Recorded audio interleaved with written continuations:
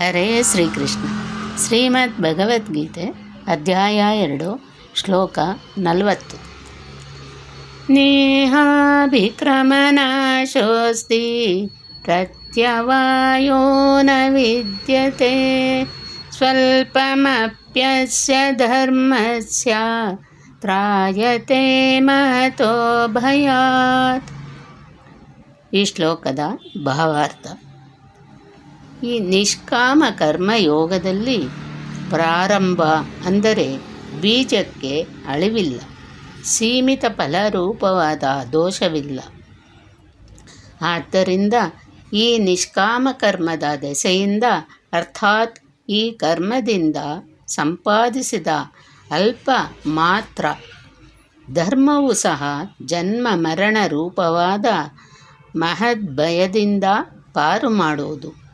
ನೀವು ಈ ಕಾರ್ಯವನ್ನು ತಿಳಿಯಲೆತ್ನಿಸಿರಿ. ಇದರಲ್ಲಿ ಒಂದೆರಡು ಹೆಜ್ಜೆಗಳಾದರೂ ಮುಂದೆ ಹೋಗಿ ಬೀಜವನ್ನು ಮಾತ್ರ ಬಿತ್ತು. ಅರ್ಜುನ, ಬೀಜಕ್ಕೆ ನಾಶವಿಲ್ಲ. ಪ್ರಕೃತಿಯಲ್ಲಿ ಅಂತಹ ಸಾಮರ್ಥ್ಯವೊಂದೂ ಇಲ್ಲ. ಆ ಸತ್ಯವನ್ನು ಅಳಿಸಿ ಬಿಡುವಂತಹ ಯಾವ ಅಸ್ತ್ರಶಸ್ತ್ರಗಳೂ ಅದರ ಒಳಿಯಿಲ್ಲ. ಅದಕ್ಕೆ ಆವರಣವನ್ನು ತಂದೊಡ್ಡಬಹುದು, ಅಡೆತಡೆ ಮಾಡಿ ಹೊತ್ತು ಮಾಡಬಹುದು, ಆದರೆ ಸಾಧನೆಯ ಆರಂಭವನ್ನು ಅಳಿಸಲಾರದು.